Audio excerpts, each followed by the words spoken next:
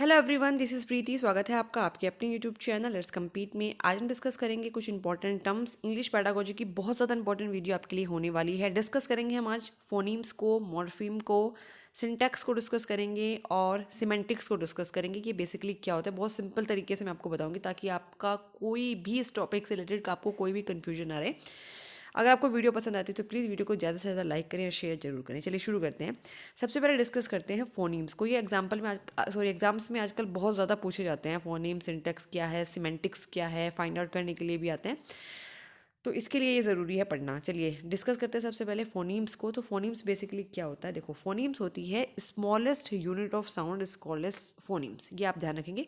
जो स्वर ध्वनि होती है उसकी सबसे छोटी इकाई, ध्वनि की सबसे छोटी इकाई को बेसिकली हम फोनीम्स कहते हैं। ये आप ध्यान रखेंगे। और याद रखने का तरीका क्या है, फ़ोन।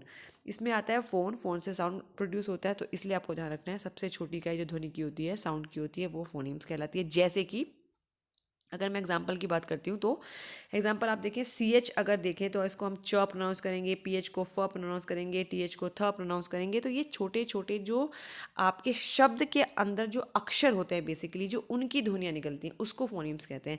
जैसे कि अगर मैं बात करूँ, एक शब्द ले लेते हैं इंग्लिश का, यूनिट। सपोज करो इसी में मिलेगी यूनिट।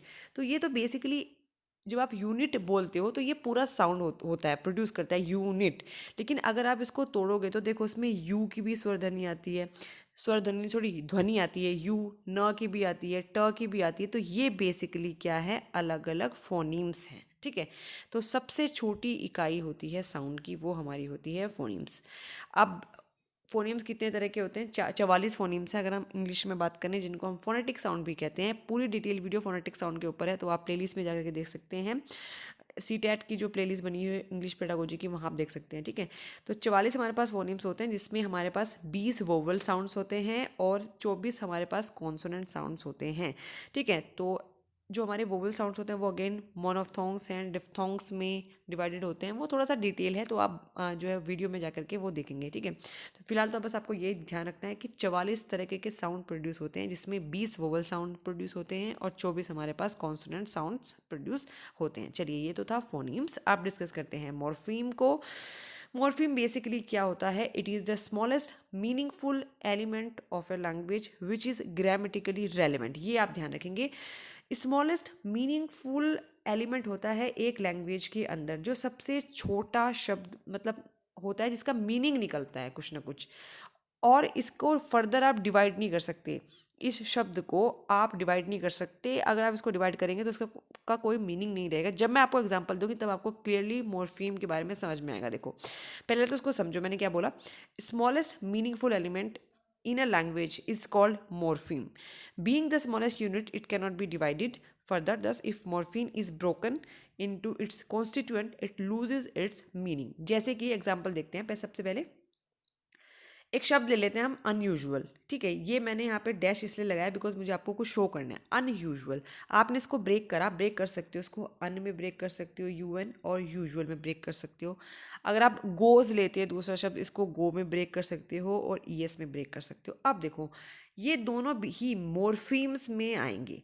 ठीक है। अन भी मॉर्फीम है और यूजुअल भी मॉर्फीम है, गो भी मॉर्फीम है और ईएस भी मॉर्फीम है। बिकॉज इनको शब्द में लगाने, इनका अपना एक मीनिंग है। मतलब इनको आप जैसे शब्द में लगाते हो तो पूरा का पूरा मीनिंग चेंज होता है। तो ये होते हैं आपके मॉर्फीम। जैसे कि अगर मैं बात करूँ तो यूजुअल, यूजुअल एक शब्द है। ठीक है। ये एक मॉर्फीम है क्योंकि इसका कुछ मीनिंग निकल रहा है। ठीक है। अगर आप इसमें अन लगा रहे हो, अन, ये भी एक तरीके का मॉर्फीम है क्योंकि इसको लगाने के बाद पूरे ही शब्द का मीनिंग बदल जाता है। क्योंकि यूजुअल का मतलब जो चीज़ आप लगातार करते हो, नॉर्मली करते हो, और अनयूजुअल का मतलब जो आप कभी कभी करते हो, तो पूरा का पूरा सेंटेंस चेंज हो गया। सेम ही चीज़ है गोज। गो अगर आप यूज़ करते हो तो बेसिकली सिंगुलर के लिए यूज़ होता है, ईएस अगर लगा देते हैं तो प्लूरल के लिए यूज़ होता है। तो इसकी अपना एक महत्व है, अपना मीनिंग है, तभी इसको शब्दों के अंदर जोड़ा जा रहा है। ठीक है।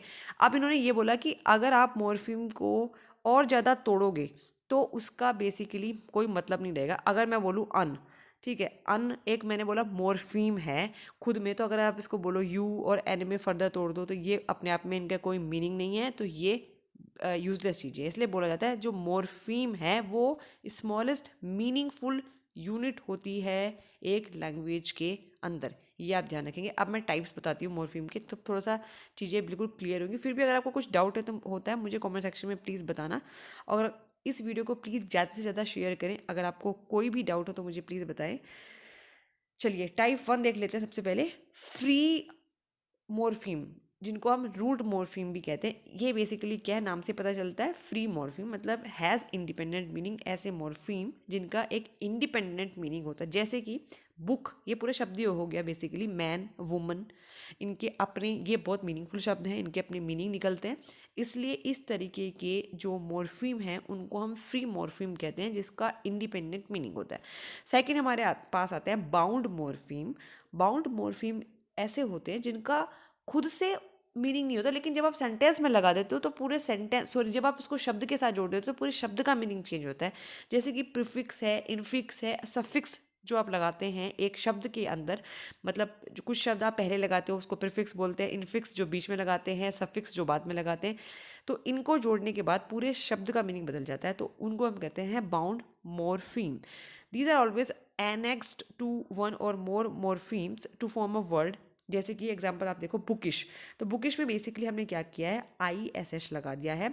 तो यहाँ पे जो हमारा मॉर्फीम होगा बाउंड मॉर्फीम, वो आई एस एच होगा, बिकॉज आपने इसको रूट मॉर्फीम के साथ एसोसिएट किया है।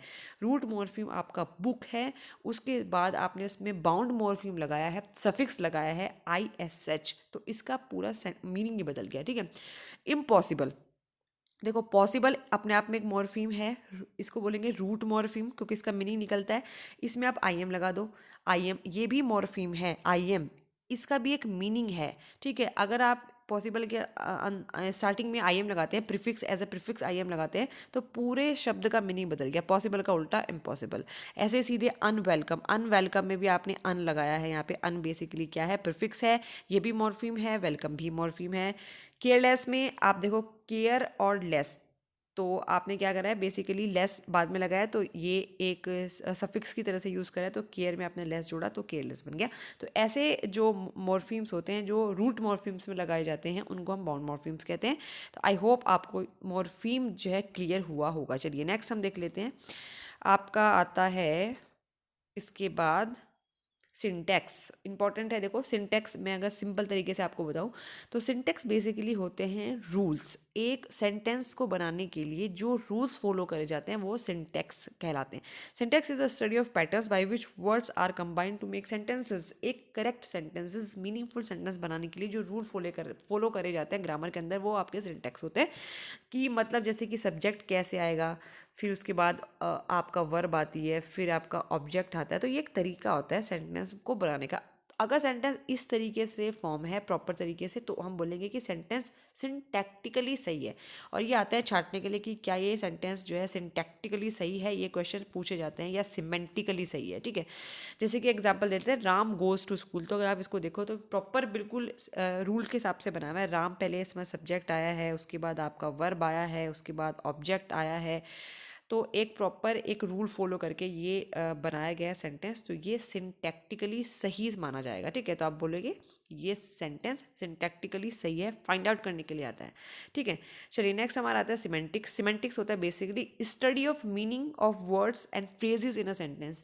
एक सेंटेंसेस में जो वर्ड्स है और मीनिंग है, वर्ड्स का जो मीनिंग है या फ्रेजेस का मीनिंग है वो सही है कि नहीं है, वर्ड्स मीनिंगफुल हैं कि नहीं है।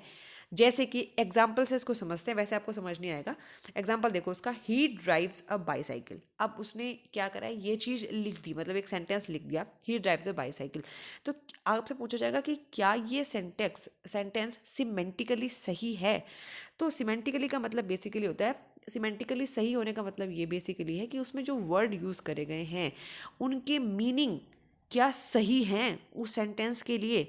तो अब देखो, अगर मैं सेंटेंस की बात करती हूँ स्पेसिफिकली, ही ड्राइव्स अ बाईसाइकिल, अगर हम इसको चेक करते हैं तो ये हमारा सिमेंटिकली गलत हो जाएगा, जबकि सिंटैक्टिकली बिल्कुल सही है। मतलब रूल्स के हिसाब से ये ऐसे ही लिखा जाएगा कि पहले आपने सब्जेक्ट लिखा है, उसके बाद आपने क्या लिखा है, वर्ब लिखा है, उसके बाद ऑब्जेक्ट लिखा है, ये सेंटेंस ऐसे ही बनेगा। लेकिन तो इसलिए सिंटैक्टिकली तो करेक्ट है, सिमेंटिकली मतलब मीनिंग सही है कि नहीं शब्दों का। देखो, ही ड्राइव्स अ बाईसाइकिल, अगर मैंने बाईसाइकिल लिख दिया तो बाईसाइकिल होती है दो पहियों वाली मोटरसाइकिल, ठीक है, समझ लो आपकी साइकिल नॉर्मल होती है उसको बाईसाइकिल कहते हैं, या फिर दो पहियों की मोटरसाइकिल भी हो, या फिर आपका कोई भी दो पहियों वाली चीज़ होती है, तो वो हमेशा राइड करी जाती है, ड्राइव नहीं करी जाती है, ये आपको ध्यान रखना है। तो ये इसलिए सिमेंटिकली गलत है बिकॉज ड्राइव्स यहाँ पे आएगा ही नहीं। आपने ड्राइव कैसे लिख दिया, आपको लिखना पड़ेगा ही राइड्स अ बाईसाइकिल। अगर आप लिखते हो ही राइड्स अ बाईसाइकिल तो वो सिमेंटिकली सही होगा बिकॉज उसमें आने वाले शब्द की मीनिंग बिल्कुल सही है। तो ये सेंटेंस ही ड्राइव्स अ बाईसाइकिल ये गलत है सिमेंटिकली, ठीक है, बिकॉज इसमें ड्राइव्स नहीं आएगा, राइड आएगा। ड्राइव्स अगर आपने लिखा है तो आपको कार को ड्राइव करना है, तो आप लिखोगे ही ड्राइव्स अ कार। अगर आप ऐसे लिखते हैं तो ये सिमेंटिकली भी सही है और सिंटैक्टिकली भी ठीक सही है। आई होप आपको समझ आएगा सिमेंटिक्स बेसिकली क्या होता है, और ये इस तरह के क्वेश्चन पूछे जा रहे हैं आजकल कि सिमेंटिकली सही है, सिंटैक्टिकली सही है, मॉर्फीम क्या है, फोनेटिक साउंड्स क्या होते हैं। बहुत ही छोटा सा मतलब टॉपिक है लेकिन इंपॉर्टेंट टॉपिक है। आई होप ये वीडियो आपको पसंद आई होगी। अगर आपको वीडियो पसंद आती है तो प्लीज़ वीडियो को ज़्यादा से ज़्यादा लाइक करें, शेयर करें। चैनल पर नए हैं तो चैनल को सब्सक्राइब करें। प्लीज़ मुझे अपना फीडबैक देना ना भूलें। कुछ भी डाउट हो तो मुझे आप कमेंट सेक्शन में बता सकते हैं।